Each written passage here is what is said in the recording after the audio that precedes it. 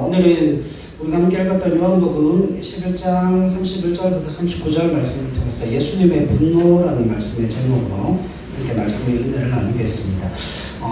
여러분 성경을 살펴보면 예수님께서 그 분노하시는 그 장면들이 이제 곳곳에 드러나고 곳곳에 나타나 있는데, 특별히 예수님의 이 분노는 무엇과 관계되어져 있는가 하면 하나님의 은혜와 직접적인 관계성이 맺어져 있어요.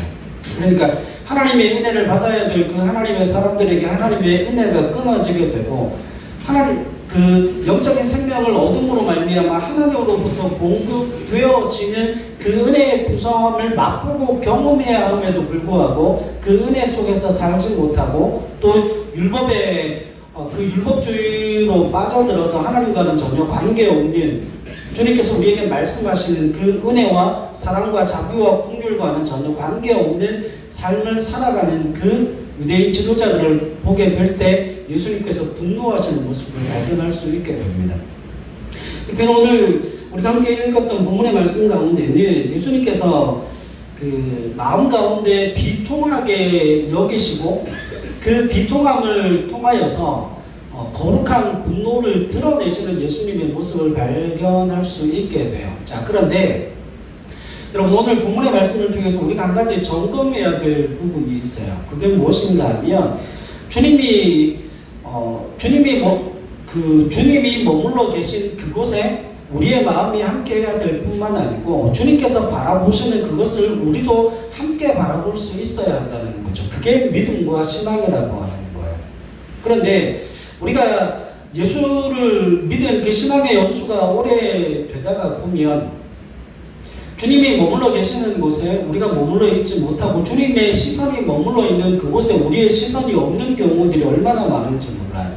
그래서 주님은 힘들어하시고 주님은 고통스러워 하시는데 그걸 통해서 우리는 아무런 감흥을 느끼지 못하는 거죠. 주님은 고통스러워 하시고 주님은 힘들어 하시는데 똑같은 그것을 바라보면서도 우리 가운데는 고통이 전달되어지지 않고 예수님의 그 힘들고 고통스럽고 어려운 그 마음이 우리 가운데 와닿지를 않는 거예요. 여러분, 이유가 어디에 있을까요? 이유가 어디에 있을 것 같습니까? 가장 중요한 이유 중에 하나는 주님이 우리의 관심사가 아니라는 거예요. 하나님이 우리의 관심사가 아니라는 거예요. 그러니까 하나님의 뜻이 우리의 뜻이 되고 또 우리의 뜻이 하나님의 뜻이 되어지는 그것 자체가 믿음과 신앙에 있어서 가장 중요한 본질 중에 하나입니다. 그러니까 우리가 기도할 때 그렇게 기도하죠. 여러분, 예수님께서 이 땅 가운데 오셔서 그 공생의 3년 반을 사시는 동안에 예수님께서 기도하셨던 그 모든 내용들이 하나님이 받으시기에 합당한 내용이었을 뿐만 아니라 하나님의 기쁨이 우리 예수님에게 있어 가장 큰 기쁨이요 즐거움이었기 때문에 하나님이 슬퍼하시는 그것에 대해서 주님께서 슬퍼하시고 하나님이 분노하시고 하나님께서 진노하시는 그곳에 예수님께서 의분을 품으시고 분노하시고 진노하시는 모습을 성경 속에서 발견할 수 있게 됩니다. 그런데 오늘 우리가 읽었던 본문의 말씀에 보면 그 나사로의 죽음에 대해서 예수님께서 그냥 단순히 눈물을 흘리셨다라고 표현하고 있지 않고 예수님께서 통분히 여기셨다. 다른 말로 하면 예수님께서 분노하셨다라고 성경은 기록하고 있어요. 여러분, 31절로 32절 말씀 한번 보시죠. 마리아와 함께 집에 있어 위로하던 유대인들은 그가 급히 일어나 나가는 것을 보고 고카로 무덤에 가는 줄로 생각하고 따라가더니 마리아가 예수 계신 곳에 가서 배웠고 그 발 앞에 엎드려서 뭐라고 이야기합니까? 같이 읽죠. 시작. 주께서 여기 계셨더라면 내 오라버니가 죽지 아니하였겠나이다 하더라. 아멘. 여러분, 맞죠? 예수님께서 거기 계셨다면 나사로가 죽었을까요? 안 죽었을까요? 나사로가 죽지 않았을 겁니다. 그런데 이 나사로의 죽음에는 예수님께서, 제가 지난주에도 말씀을 드렸지만 이 나사로의 죽음에는 예수님께서 분명하게 선명하게 보여주시고자 하시는 게 있어요. 부활의 개념을 말씀하고 싶어 하시는 거예요. 왜냐하면 마리아와 마르다는 믿음을 가지고 있는 사람이에요. 예수님에 대해서 굉장한 친분을 가지고 있고 친밀한 교제를 누리고 있음에도 불구하고 그 믿음과 신앙이 어디까지 나아가지는 못하는 거예요. 주님께서 병들어 있는 오라버니는 살려내시겠지만, 그러나 이미 죽은 그 오라버니에 대해서는 예수님도 뭐 할 수 없어요? 예수님께서도 방법이 없을 거다라고 하는 그러한 이를테면 불신앙을 가지고 있죠. 그런데 그건 그와 같은 신앙의 체계는 당연할 수밖에 없는 게 한 번도 경험해보지를 못했잖아요. 여러분, 창세기 6장부터 9장에 나와 있는 그 홍수 사건을 보면서 여러분, 많은 사람들이 노아가 산 중턱에 뭘 지어요? 방주를 지을 때 그 방주 짓는 모습을 보고 많은 사람들이 손가락질 할 수밖에 없고, 그 노아의 이야기를 그나마 들을 수 없었던 가장 중요한 이유가, 노아가 그 방주를 만들 그 당시에는 하늘에서부터 하늘이 뚫리고 기품의 샘들이 터져서 그런 홍수를 경험하고 그런 홍수를 접했던 일이 있어요, 없어요? 단 한 번도 없었거든요.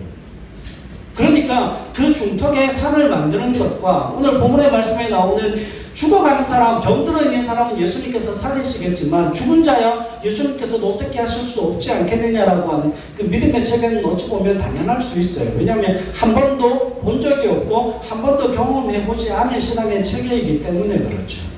그런데 이 나사로 사건을 통해서 예수님께서 보여주시고자 하시는 것, 죽은 자의 부활이 누구를 통해서 일어난다고요?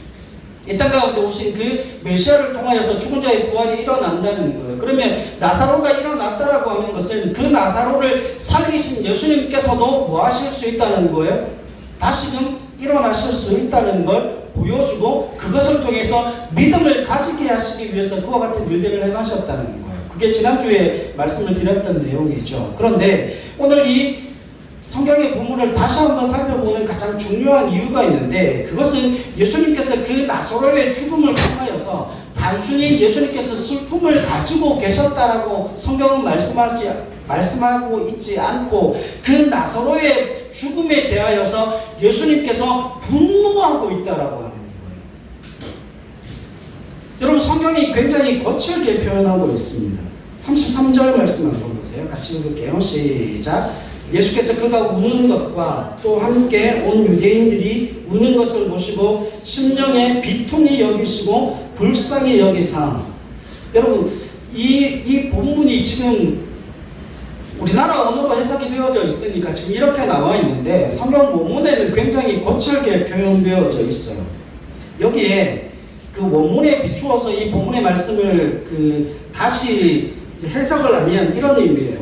예수께서 그가 우는 것과 또 함께 온 유대인들이 우는 것을 보시고 심령에 분노하시고 그 마음이 격렬하게 요동치셨다.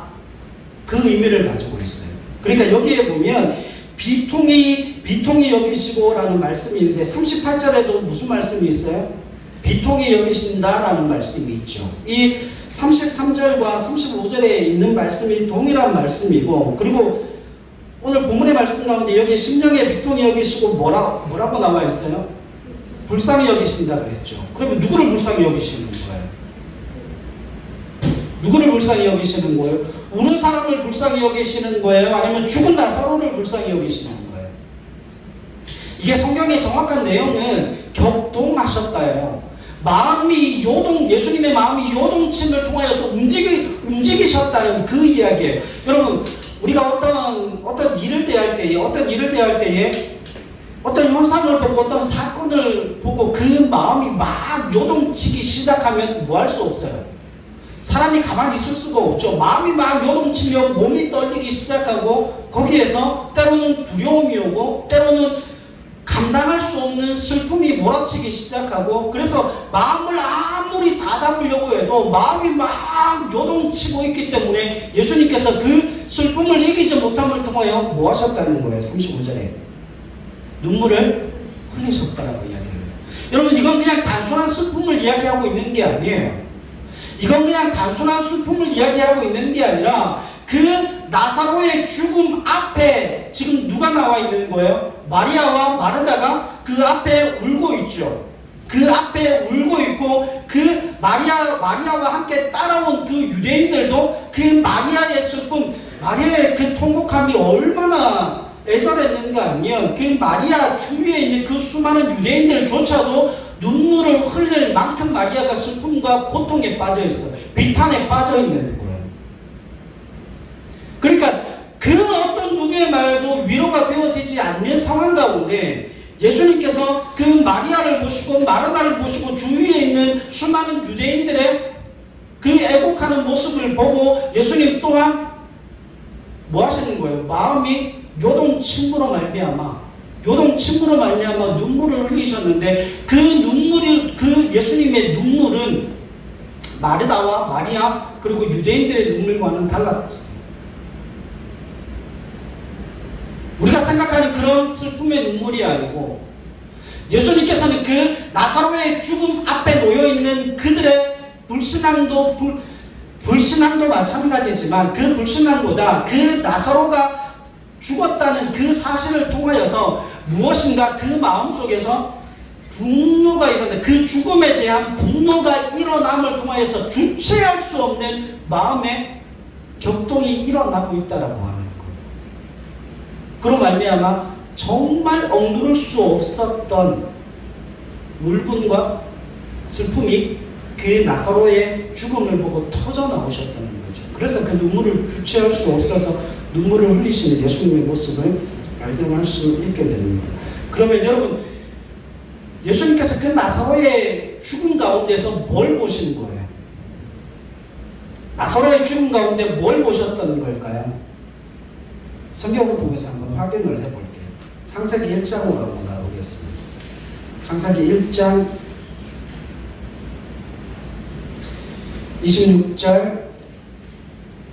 26절부터 28절까지입니다. 창세기 1장 26절부터 28절 같이 읽죠. 시작. 하나님이 이르시되 우리의 형상을 따라 우리의 모양대로 우리가 사람을 만들고 그들로 바다의 물고기와 하늘의 새와 가축과 온 땅과 땅에 기는 모든 것을 다스리게 하지 하시고 하나님이 자기 형상 곧 하나님의 형상대로 사람을 창조하시되 남자와 여자를 창조하시고 하나님이 그들에게 복을 주시며 하나님이 그들에게 이르시되 생육하고 번성하여 땅에 충만하라 땅을 정복하나 바다의 물고기와 하늘의 새와 땅에 움직이는 모든 생물을 다스리라 하시니라. 아멘. 여러분, 여기에 죽음이 있어요, 없어요? 죽음의 뉘앙스가 전혀 없어요. 죽음의 뉘앙스가 전혀 없을 뿐만 아니라 하나님이 이르시되 우리의 형상을 따라 우리의 모양대로 우리가 누구를 만들었다는 거예요? 사람을 만들었다는 겁니다. 그러니까 하나님께 있는, 여러분, 생명을 주관하시는 분, 온 우주 만물 가운데 그 생명의 역사와 생명의 기운을 불어넣으신 그 하나님 앞에 뭐가 없어요? 죽음의 기운이 전혀 없습니다.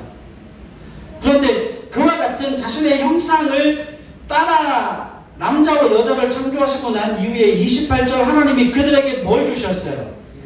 복을 주셨어요. 복을 주셨는데 하나님이 그들에게 이르시되 생육하고 번성하여 땅에 충만하라 땅을 정복하라 바다의 물고기와 하늘의 새와 땅에 움직이는 모든 생물을 다스리라 하시니라. 하나님께서 하나님의 복을 주셨는데 그 인간에게 복을 주시며 하나님께서 창조하신 그 모든 만물들을 다 뭐하라고 말씀하십니까? 경영하라고 말씀하십니다. 그죠? 2장으로 가보세요.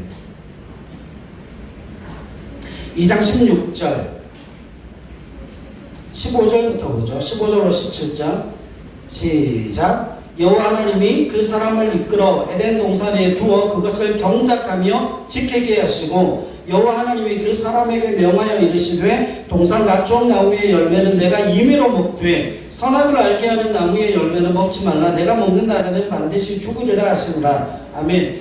여러분, 2장 15절로 17절부터도 거기에 하나님께서 그 선악을 알게 하는 나무를 동산 중앙에 남겨두기는 하셨지만 그 땅을 하나님 뭐하라고 그러셨어요? 경작하고 지키라고 그러셨죠. 경영하라고 그러셨잖아요. 다스리라고 말씀하셨잖아요. 하나님께서 하나님의 복을 그들에게 허락하심을 통하여서 하나님께서 그 인간들에게 주시고자 하시는 그 복이 무엇인가 하면, 여러분, 하나님의 그 아담을 창조하시고 난 이후에, 남자와 여자 아담과 하와를 창조하시고 난 이후에 하나님의 가장 큰 기쁨이 뭔가 하면 나와 가장 닮은 자를 하나님 만들어 놓으셨거든요. 또 다른 나를 만들어 놓으셨거든요. 그래서 하나님이 나는 너다라고 이야기하시면서 주셔서 그 인간에게 모든 복을 허락하시고 생명의 충만한 기운을 허락하심으로 말미암아 살아있음에 기쁘고 즐겁고 흥분되고 살아있음에 하나님께서 모든 주신 그 모든 것을 유업으로 누릴 수 있는 은혜를 허락하셨다는 거예요. 그게 생명의 기쁨이라는 거예요. 이해하시겠습니까? 그러니까 인간에게 생명이 있다라고 하는 건 그냥 단순히 그냥 호흡하는 그 생명으로 주어지는 게 아니라 인간에게 생명이 주어졌다라고 하는 건 그 하나님의 충만하심, 하나님의 만족해 하심, 하나님께서 허락하신 그 모든 세상 만물, 그 모든 것들을 향유하며 누리며 기쁨과 즐거움 속에서 뭐 할 수 있다는 거예요. 하나님과 교제할 수 있다라고 하는 그 생명을 이야기하는 거예요. 자, 그러면 최초의 사망이 어디에서 들어왔습니까? 에덴 동산 안에서 사망이 있었을까요? 없었을까요? 없어요. 에덴 동산 안에서 사망이 일어나지 않습니다. 그 에덴 동산에서 쫓겨나고 난 이후에 창세기 4장이 최초의 사망장이에요. 그죠? 4장이니까. 최초의 4장이니까 사망장이에요. 그런데 그 최초의 사망이 어디에서부터 일어납니까? 에덴 동산 안에서 일어나요? 아니면 에덴 동산 밖에서 일어나요? 에덴 동산 밖에서 일어나요. 여러분, 사람이 에덴 동산에서 쫓겨났다는 이야기는 뭡니까? 하나님의 은혜로부터 멀어졌다는 의미예요. 하나님의 은혜의 공급이 끊어졌다는 의미예요. 사람이 죽는다라는 그 이야기는 여러분 창세기 5장에 보면 사람이 1000년을 살아요. 아셋에가 마야에무라노 그래서 10사람의 족보가 나오는데 그 10명의 사람 중에 가장 오래 살았던 무두셀라는 796년을 삽니다. 969세를 살아요. 그럼 1000년을 사는 거잖아요. 1000년을 살아봤자 뭐하는 존재예요? 죽는 존재예요. 여러분, 생명이 끊어졌다고 하는 그 의미는 단순히 인간의 호흡이 끊어졌다는 그 의미가 아니에요. 단순히 인간의 호흡이 끊어졌다는 그 의미가 아니고 하나님께서 베풀어 주신 그 은혜의 공급이 끊어짐을 통하여서 이제는 그 땅을 경작하게 되면 그 땅을 다스리고 그 땅을 경작하고 지키기 위해서 사람이 땀을 흘려서 땅을 경작했는데 뭐가 나와요? 가시덤불과 엉겅퀴가 나오는 거예요. 수고한 대로 먹을 수가 없는 거죠. 그래서 그때부터 사람이 그 하나님의 생명에서 멀어지자 결국 어떤 삶이 주어지게 되죠? 어떤 삶이 주어지게 됩니까? 여러분, 하나님의 생명으로 가득했을 때는 그 생명, 그 삶 자체가 기쁨이요, 그 삶 자체가 즐거움이었지만 여러분 주위에 다니는 사람들한테 다 물어보세요. 삶이 뭡니까? 그럼 삶은 고통입니다. 이렇게 얘기를 하죠. 여러분 100이면 100사람, 1000이면 1000사람, 삶이 기쁨이요, 삶이 생명이요, 삶이 은혜요라고 이야기하는 사람은 저는 단 한 사람도 만나보지 못했습니다. 목사님 저도요. 여러분 그런 사람들 만날 수가 없어요. 만나기가 너무 힘들어요. 왜냐하면 삶 자체의 본질이 그렇게 변절되었기 때문에 그래요. 그러면 예수님께서 지금 나사로의 죽음을 통해서 뭘 보시는 거예요? 하나님과 인간 사이에 놓여져 있는 하나님과 인간 사이에 그 끊어진 관계성을 통하여서 하나님의 은혜의 공급이 끊어지게 되고 하나님의 넘치는 그 생명의 기쁨이 끊어지게 되니까 사람에게 뭐가 들어오게 되는 거죠? 죽음이 들어오게 되고 그 죽음 앞에 선 모든 사람들에게 있어 기쁨은 찾아볼 수가 없잖아요. 즐거움과 영광은 찾아볼 수가 없잖아요. 그 가운데 정말 넘치는 만족과 충만함을 찾을래야 찾아볼 수가 없잖아요. 누구나 그 죽음 앞에서는 뭐만 경험해요? 존재의 한없는 가벼움만 경험할 수밖에 없는 거예요. 여러분 가장 사랑하는 사람이 죽었어요. 그 앞에 놓여져 있는 마르다와 마리아가 통곡하고 있고 그 주위에 함께 모여진 수많은 유대인들이 함께 통곡하면서 애곡하는 그 모습 가운데서 그 어디에서도 하나님의 생명의 충만함을 맛보고 경험할 자리가 없는 거예요. 예수님께서 그 가운데 무엇을 보셨는가 하면 인간 존재의 본질을 주님 보시는 거예요.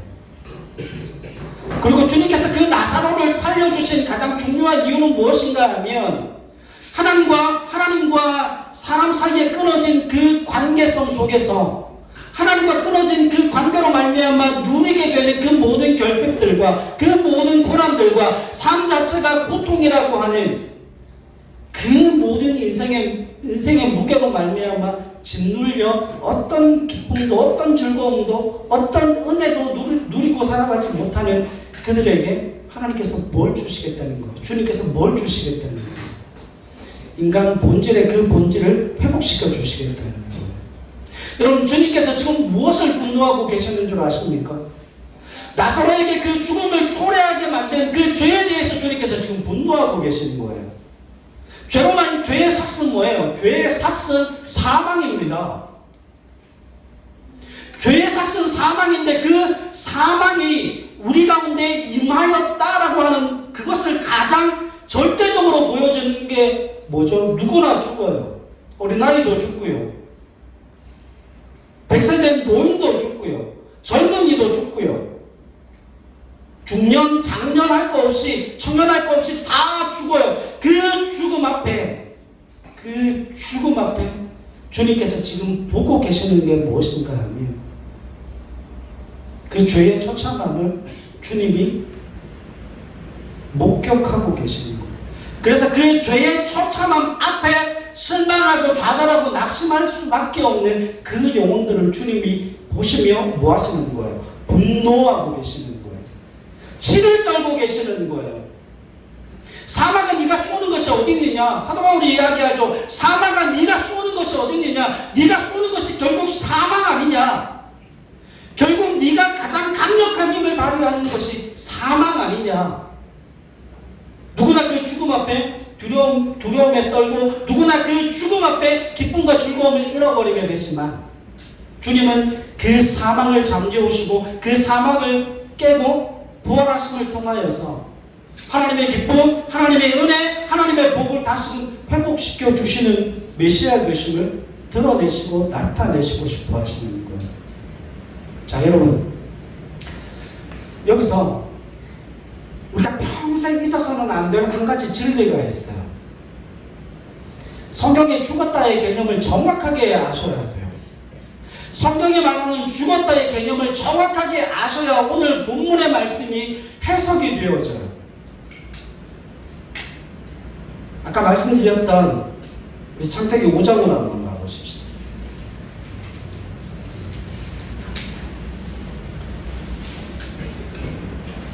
창세기 5장 타이틀이 뭐죠?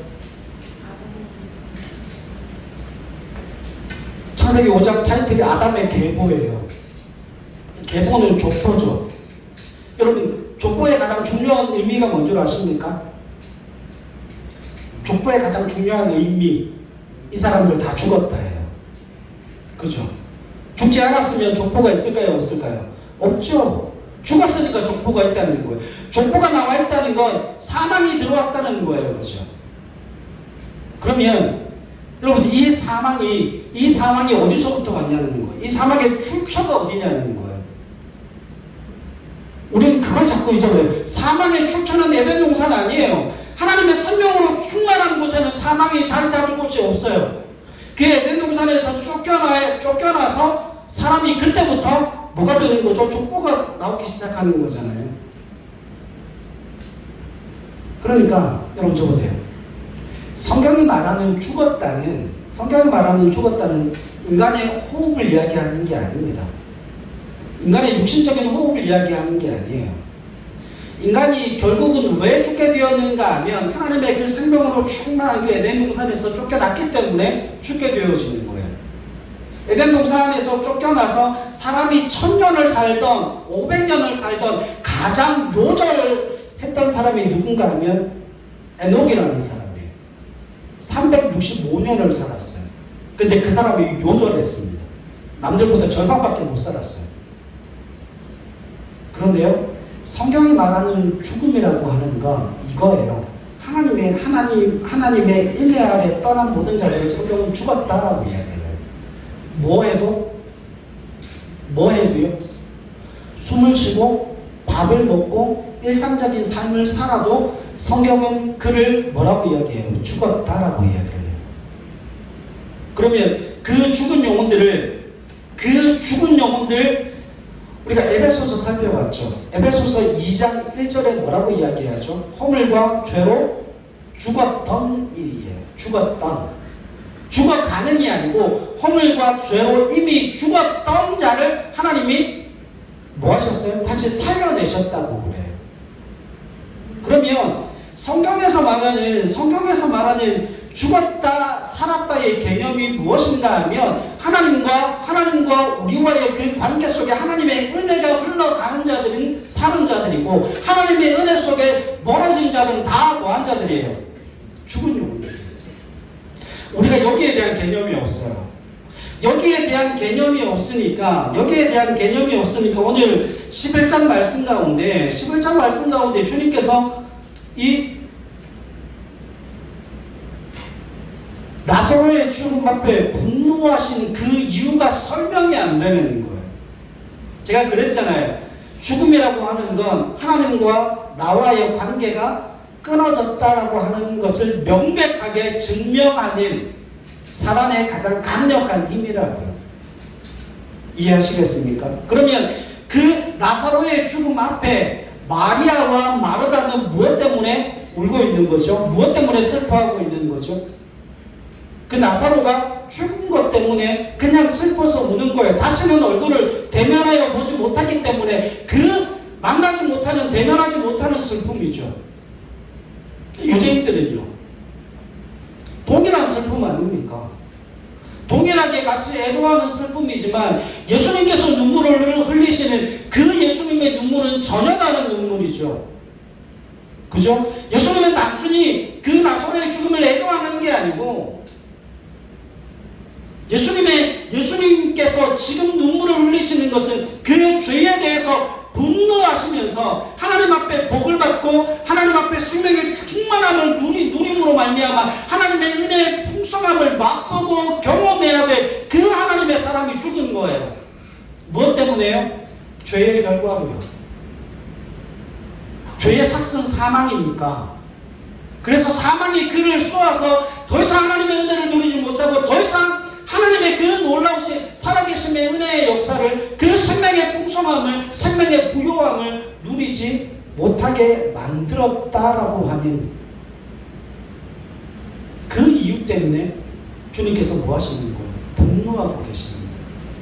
근데 주님께서 그렇게 분노하시면서, 그렇게 마음이 요동치시면서 예수님께서 그 자리에 있는 수많은 영혼들, 그리고 오늘 본문의 말씀을 읽고 있는 저와 여러분들에게 보여주시고자 하시는 게 뭐예요?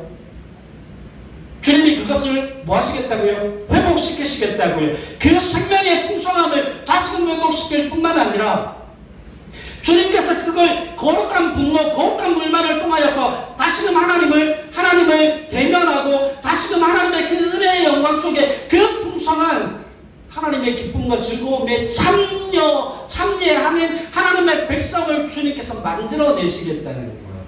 그런데 그것이 단순히 죽어서 가는 천국이 아니라 이 땅 가운데 두 발을 이 땅 가운데 디디고 살아가는 그 하나님의 사람들에게 그 은혜의 풍성함을 공급하시겠다는 거예요. 그래서 주님께서 오늘 저와 여러분들에게 하시는 말씀이 그겁니다. 네게 생명이 있느냐는 거예요. 그 은혜의 생명으로 충만한가, 그걸 물어보고 계시는 거예요. 여러분, 우리는 자가발전하는 사람이 아니라 그 플러그를 주님께 꽂아야 그 은혜의 공급이 우리에게 이루어지는 사람들이에요. 주님의 분노는 그겁니다. 하나님의 백성들, 하나님의 복과 하나님의 은혜를 누리고 하나님의 그 풍성한 은혜를 맛보고 경험하고 그것을 자신의 것으로 소유할 수 있는 유일한 사람들은 누군가 하면 그 예수 그리스도로 말미암아 은혜를 누리고 그 예수 그리스도로 말미암아 하나님께서 우리에게 허락하신 복을 누리는 거예요. 그래서 여러분, 우리가 지고 있는 그 모든 죄악의 짐이 누구를 통하여서 가려움 받습니까? 주님을 통하여 가려움을 받는 거예요. 그래서 주님은 다시금 우리에게 그 생명의 풍성함과 은혜를 맛보고 경험케 하실 것을 말씀하고 있다라고 하는 거예요. 여러분, 예수님의 분노는 그냥 애도하시는 게 아닙니다. 그냥 애도하시는 게 아니고 당연히 하나님의 은혜의 복을 받고 당연히 하나님의 그 놀라우신 역사하심 속에 그 하나님의 임재하심 속에 그 하나님의 우리 주님의 동행하심 속에 복을 누리고 은혜의 풍성함과 포도주의 그 충만한 은혜를 누리고 맛보고 경험해야 될 하나님의 사람들이 울고 불고 고통 속에 고난 속에 빠져서 호적되는 그 모습을 보고 주님께서 분노하시는 거예요. 여러분, 사단은 우리의 귀에 들러붙어 자꾸 우리를 속입니다. 너는 행복할 수 없어. 네가 네 자신을 볼 때 그렇게 행복을 누리면 되는 존재냐? 자꾸 우리 귀에 달라붙어서 그건 우리에게 자꾸 속삭여 와요. 근데 그건 다 거짓말이에요. 왜냐하면 우리에게 그 생명의 풍성함과 그 생명의 기쁨을 주실 수 있는 분은 주님이세요. 주님이 분노와 그 사망에 대하여 분노하심을 통하여서 사망의 그 고리를 끊어내시고 사망에 쏘는 것을 다 멸하시고 예수의 생명으로 나사로를 살려내신 것처럼 우리 속에 역사하시고 임재하여 주시는 그 은혜로 말미암아 우리를 뭐 하시겠다는 거예요? 하나님의 생명으로 채워내시겠다는 것을 나사로의 부활을 통해 우리에게 보여주고 계십니다. 사랑하는 여러분, 제가 차를 타고 내려오면서 계속 묵상했던 내용이 그거예요. 나는 성도들을 볼 때, 그리고 우리 자녀들을 보고 우리 주위에 있는 사람들을 볼 때 나는 뭘 보지? 나는 무엇을 보고 있지? 생각을 하면 주님 보시는 시선과 제가 다른 사람을 보는 시선이 전혀 틀리다는 걸 확인해요. 여러분, 우리는 누가 뭐 10억을 가지고 있고 100억을 가지고 있으면 아 좋겠다, 행복하겠다. 주님은 전혀 아니라니까요. 주님은 거기에 대해서 분노하시는 분이세요. 아니 100억을 가지고도 죽어 있으면 그게 무슨 의미가 있냐는 거예요. 아니, 천억을 가지고도 그 영적인 생명이 죽었으면 그게 무슨 의미가 있냐는 거예요. 여러분, 우리가 우리 자신에게 그걸 물어야 돼요. 너는 살아있냐? 너는 그 생명의 기쁨을 누리고 있냐?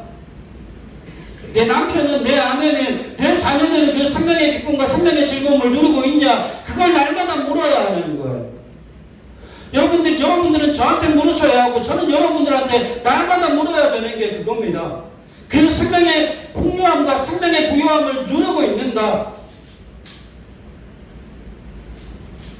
우리가 좋아하는 돈이 아니고 우리가 좋아하는 명예와 권력이 아니고 예수의 그 생명으로 충만해 있는가? 그걸 물어야 하는 거예요. 주님은 거기에 대해 분노하고 계십니다. 자, 그걸 묵상하면서 오다가 등골이 서늘해지더라고요. 등골이 정말 서늘해지시더라고요. 아, 주님 나한테 분노하시면 어떡하지? 내 영혼이 죽어있다면, 내 영혼이 그 영적인 감각을 잃어버렸다면 주님 내게 분노하실 텐데, 왜냐하면 여러분 주님 그거 견디지를 못하시는 분이세요. 여러분 응급실 가보셨습니까? 우리 다 응급실 한두 번은 가봤잖아요. 그렇죠? 저는 응급실 갈 때마다 제가 사람들을 좀 유심히 보는 그런 버릇이 있는데, 응급실 가면 그 어떤 누구도 주위에 있는 다른 사람 시선 전혀 신경 안 씁니다. 왠 줄 아세요? 왠 줄 아세요? 다 죽어가거든요. 다 죽어가서 살려야 되니까. 의사가 만져주지 않으면 곧 죽을 거니까. 아니, 응급실 옮겨서 내복 바람으로 오는 사람도 있고 잘못 발음으로 오는 사람도 있고 슬리퍼도 못 신고 그냥 아이를 안고 달려오시는 분도 있고, 그래서 들어오자마자 뭘 하시는가 하면 다른 뭐 줄 서고 대기하고 이런 거 없어요. 무조건 의사를 찾아 의사를 지나가는 의사 붙들고 와서 아이 좀 봐달라고, 아이 좀 살려달라고, 지금 열이 40도가 넘는데 좀 도와달라고. 여러분 주위에 있는 사람들은 전혀 안중에도 없어요. 왜? 애가 살아야 되니까. 제가 그거 볼 때마다, 그거 보면서 제가 정말 하나님 앞에 깨달은 사실이 그거거든요. 오늘 본문의 말씀을 보면서 하나님 내게 분노하시는데, 하나님 내게도 분노하시지 않겠나? 내가 하나님을 향한 영적인 감각이 깨어있는가? 내가 정말 하나님의 그 은혜의 풍성한 생명을 누리고 있는 하나님의 사람으로 이 땅을 살아가고 있는가? 나는 내 믿음의 자녀들에게, 아내에게, 믿음의 성도들에게 그 생명의 능력을 증거하는 하나님의 사람으로, 하나님의 목사로, 하나님의 목자로, 선한 양으로 그렇게 살고 있는가? 그걸 고민하면, 그걸 물으면 자신있게 여러분 대답을 하지를 못하겠다. 여러분 주님은 그걸 보고 분노하시는 분이세요. 우리의 영적인 감각이 떨어지고 우리가 영적인 그 생명력을 잃어버리면 가장 힘들어하시고 가장 고통스러워하시고 그 마음이 요동쳐서 자기 자신의 그 심령이 요동쳐서 흐르는 눈물을 주체할 수 없는 분이 주님이시라는 거예요. 그래서 주님이 나를 향해 그 거침없는 분노를 쏟아 내놓으신다라고 하는 거죠. 그 죄악 가운데 나오라고, 다시금 주님의 그 생명의 은혜를 회복하라고, 다시금 그 영적인 감각을 회복함을 통하여서 하나님의 은혜의 복을 누리고 그 하나님의 사랑과 자비와 긍휼이 나를 통해 흘러가게 하라고 주님께서 우리에게 요구하고 계신다라고 합니다. 사랑하는 여러분, 제가 성경에서 참 좋아하는 말이 있어요. 예레미야에 보면 주님께서 무너진 데를 막아서는 그 한 사람을 하나님께서 찾으신다고 그러셨거든요. 무너진 데를 막아서는 그 한 사람을 통해서 내가 그 성을 보존해 주겠다 말씀하시거든요. 여러분 다른 핑계 대시면 안 돼요. 다른 핑계 대시면 안 됩니다. 여러분 우리 가정은 왜 무너질까요? 우리 자녀들은 왜 무너질까요? 교회는 왜 무너질까요? 분노하시는 그 예수님의 그 눈물을 보지 못하기 때문이에요. 무너진 데를 막아서서 그 영적인 감각을 회복함을 통하여서 하나님 내 가정에 복을 주셔야 합니다. 내 믿음의 자녀들에게 복을 주셔야 합니다. 하나님 사랑하는 아내에게, 남편에게 복을 주셔야 합니다. 하나님 우리 기쁨의 교회 가운데 하나님의 복이 흘러가도록 하나님께서 만들어 주셔야 합니다. 그 무너진 데를 막아서서 그 주님의 분노를 가지고 그 죄와 맞서 싸우며 그 영적인 감각을 되살리며 영적인 생명을 다시금 불어넣게 하기 위해서 부르짖는 그 한 사람의 예배자가 없기 때문에 그래요. 우리는 다 핑계를 대요. 우리는 다 핑계를 대요. 뭐 때문에 안 되고, 뭐 때문에 안 되고, 뭐가 없어서 안 되고, 뭐가 없어서 안 되고라고 이야기를 하는데 주님은 한 사람이면 좋겠다라고 이야기를 하십니다. 사랑하는 여러분, 그 주님의 분노를, 그 주님의 거침없는 그 마음의 요동침을 여러분들의 삶 속에서 경험하실 수 있기를 소망합니다. 그래서 여러분, 주위에 다른 누군가를 볼 때에,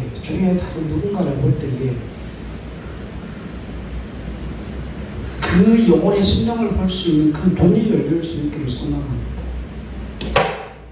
그래서 모든 사람들이 다 참 잘 사는 것 같네. 아니요.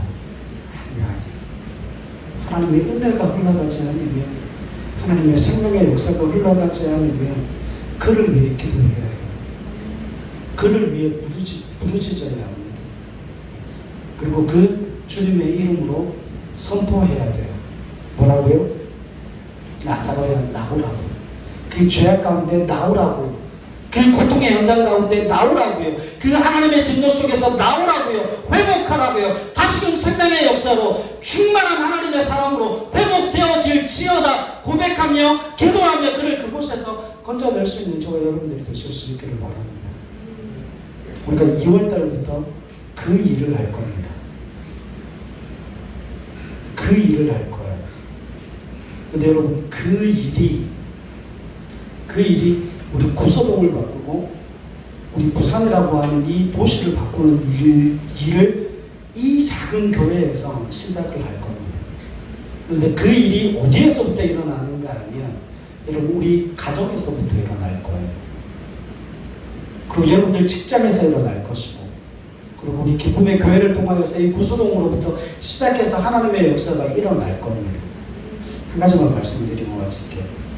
여러분 우리나라도 마찬가지고 전 세계적으로 그 역사적으로 보면 부흥의 역사가 일어났던 때가 있죠. 그죠? 하나님의 성령이 강력하게 임재함을 통하여서 그곳에 부흥의 불길이 타오름을 통하여 예수 믿지 않는 사람들이 주님께로 돌아오게 되고 자신의 죄를 회개하는 역사들이 일어났던 그 부흥의 때가 있습니다. 근데 그 부흥의 때를 여러분 그 부흥의 때가 대부분 연구를 해보면 그 부흥의 때가 어떻게 시작된 줄 아십니까? 한 사람의 기도를 통해서 시작됐어요. 한 사람이 선포하고 그 선포가 예언이 되어진 거죠. 그 예언을 하나님의 은혜의 역사로 말미암아 하나님께서 그것을 뭐 하신 거예요? 실현시키신 거예요. 근데 그 작은 물씨가 시작되었던 게 한 사람의 기도를 통하였습니다. 여러분 한 사람이면 여러분이 가정이 변화됩니다. 여러분 자녀들이 변화됩니다. 여러분 직장이 변화됩니다.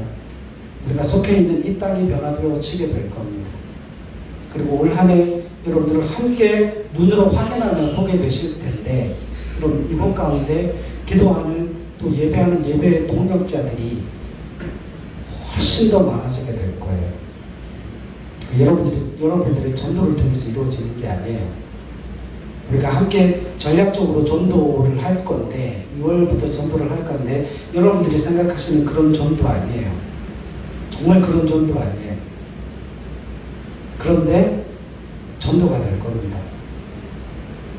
기대하시고 여러분 그 예수님의 그 거룩한 분노에 참여하고 동참하는 저와 여러분들이 되실 수 있기를 바랍니다.